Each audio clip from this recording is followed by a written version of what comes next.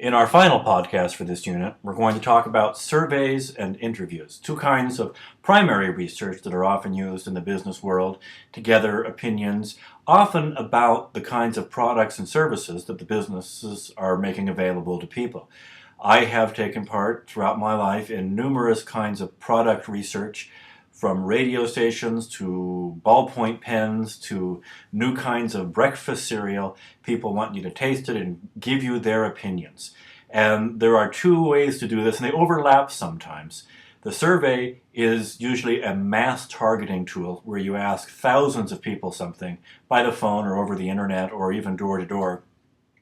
The interview, sometimes used with several people at once, called a focus group, is a way to get in-depth answers from a very few people, but to really figure out what those few people are thinking.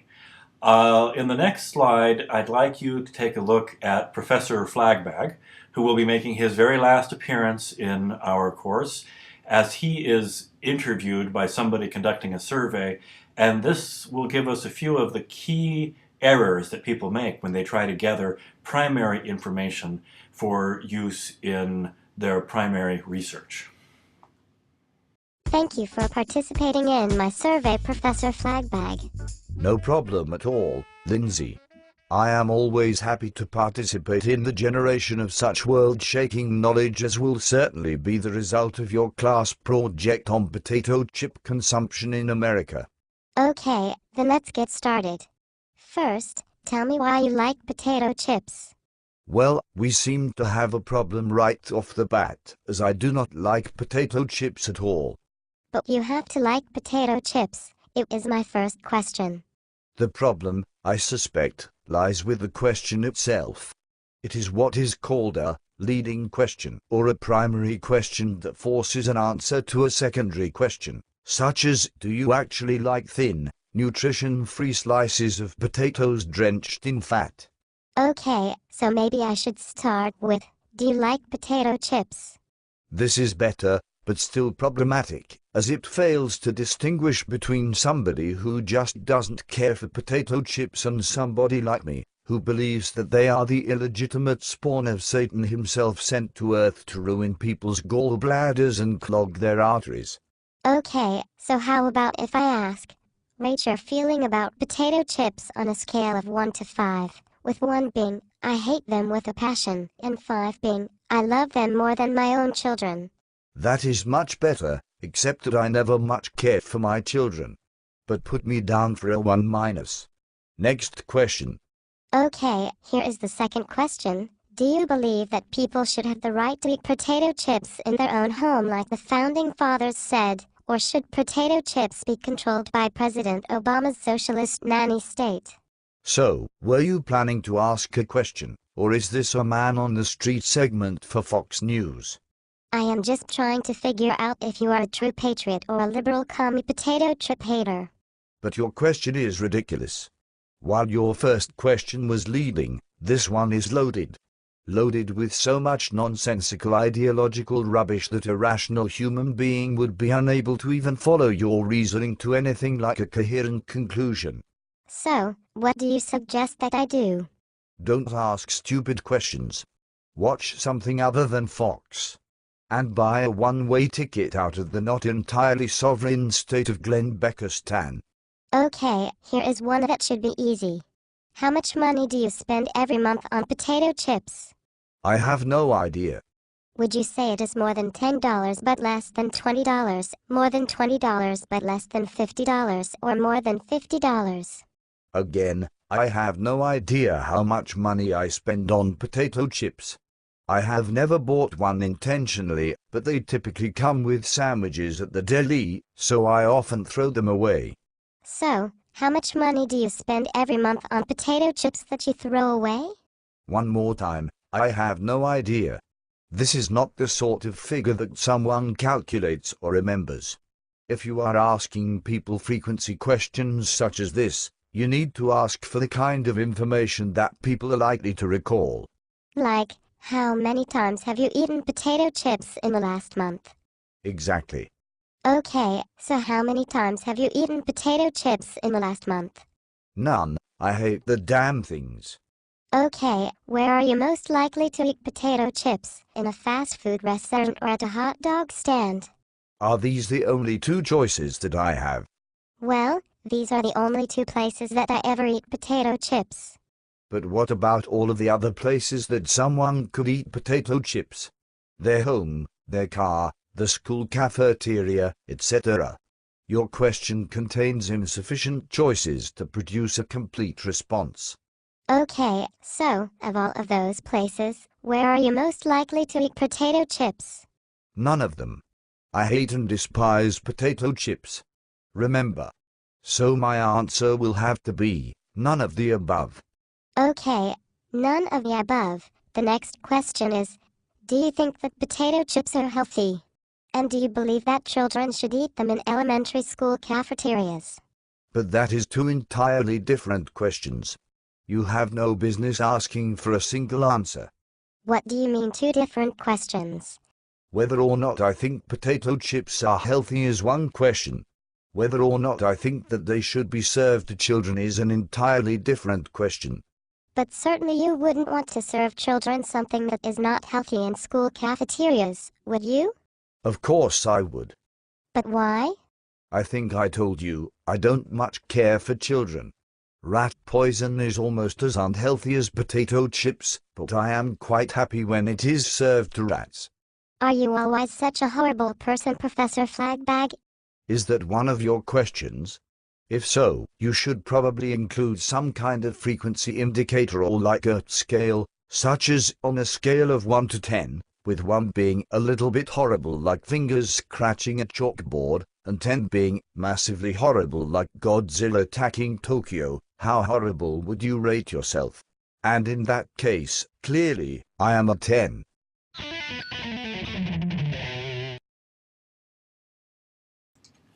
One of the most important things I can tell you about doing surveys is use SurveyMonkey. www.surveymonkey.com. It's a great web tool that lets you design surveys and administer them to up to 100 people if you use the free version, thousands of people if you use the paid version. I've had a paid account there for the last couple of years and have used it to gather a whole lot of data from the Newman University community, students, faculty, staff, alumni, etc. There are a lot of advantages to using a survey. It gives you a large number of responses in a pretty manageable amount of time. You can mail out a link to 10,000 people and you can collect data and you can do it in a pretty quick amount of time for that much data. It gives you quantifiable data. You can convert everything in a survey to numbers, either ratings on a Likert scale, 1, 2, 3, 4, 5, or some other kind of number that you can compare all kinds of different categories. And if your survey is done correctly, the results will be statistically valid and you can use it for evidence that will stand up in a lot of different kinds of arenas. There are some disadvantages to gathering information through surveys as well. It's very difficult in a survey to get at motivations and thoughts and feelings. You can get quantifiable data, but you can't get qualitative data. You can't get usually why people think the way they do. You can't really get follow-up questions, or if you do, they're in a very mechanical form and they usually don't give you very deep data. There's a high degree of subject bias in a survey. You can get to what people think they think. You can get to what people want to tell you they think. Very often you don't get to what people actually think or actually feel because, quite frankly, it's just too easy to lie on a survey. And finally, the results of the survey are often very easy to manipulate through the wording of questions. You can ask a question a certain way in a survey and bias the answer to a very great degree. So unless you are really committed to neutrality and to getting the most useful data possible, you are probably, unless you're a professional, going to inadvertently skew the results of the survey through your questions. If you're going to do a survey, here are a few things to keep in mind. First, make sure that your sample size is large enough to make your results generalizable. And what large enough means depends on who you're trying to generalize to. If you're trying to generalize for, say, all of America, you probably need about 1,000 people if the sample is representative.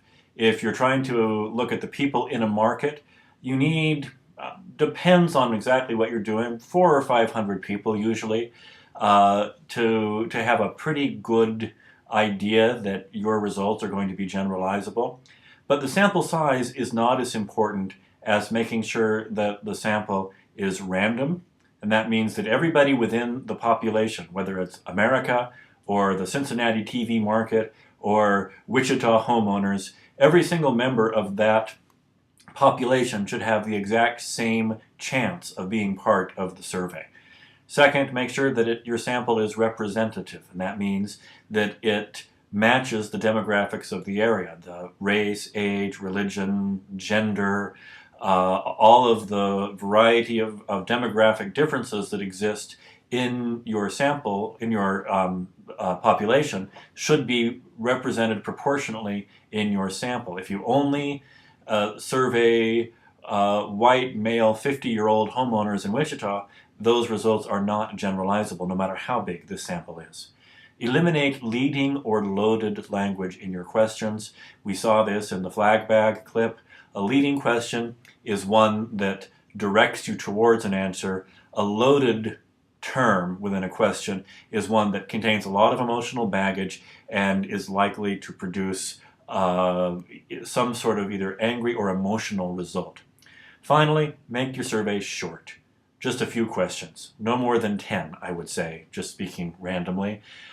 People don't like taking long surveys. People are usually willing to answer a few questions. Sometimes it's more important to have deep information than broad information.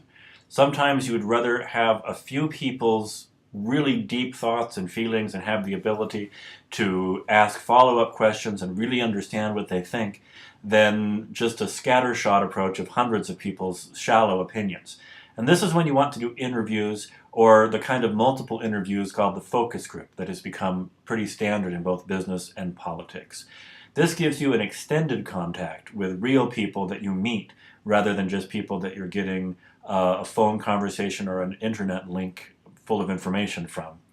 It allows you to gather a lot of data that statistical methods miss, and it allows you to interpret the data beyond the multiple choice quantifiable methodologies of the survey question, to ask follow-up questions and penetrating questions, and to kind of see when people aren't telling you everything and dig a little bit deeper. So interviews can give you a lot of data that surveys just are never going to give you. There are, of course, some downsides to interviewing. Unlike the survey, it doesn't give you a representative sample, so it's very difficult and usually inaccurate to generalize from the data that you get from interviews. The results of the interview can be completely skewed by one or two really strange subjects. And by strange, I mean just completely different than everybody else in the sample. If you just happen to get one person who doesn't think like anybody else, then the interview doesn't give you any information that you can use beyond the one person. Interviewees also lie a lot. Sometimes the interview situation leads to more lying than the survey, because the survey is anonymous and people don't have to look at you.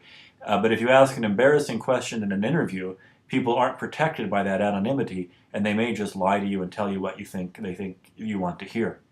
And finally, the interview measures people's perceptions. It doesn't measure reliable factual information the way that some survey data can give you something like reliable factual information. But if you do decide to do an interview, here are some things to keep in mind. Be very clear with the subject about the purpose of the interview, and make sure you interview enough people, and it's usually not going to be more than 6, 7, 8, depending on how much time you have. But make sure that you interview enough people that you could discard one clear outlier, a clearly exceptional case. Have your questions written out and ask everybody that you interview the same questions. And this is for job interviews as well as for product research interviews. You want to make sure you're asking the same questions to different people so that the data is at least comparable within that field. Don't cut people off when you're interviewing them. Let them talk until they are finished. Don't telegraph what you want people to answer. And don't ask leading or loaded questions, because they will answer the way they think you want them to answer. And finally, either tape record the interview or take very good notes so that you're able to come back very accurately to what you've said and what the subject has said, and let the people know that you're either taking very good notes or taping the interview and why. Always make sure that the people know what you're doing and that they don't ever feel that you're surprising or being manipulative or deceptive, or it will come back to haunt you. And that's all for now. Make sure you read your book very carefully on this topic.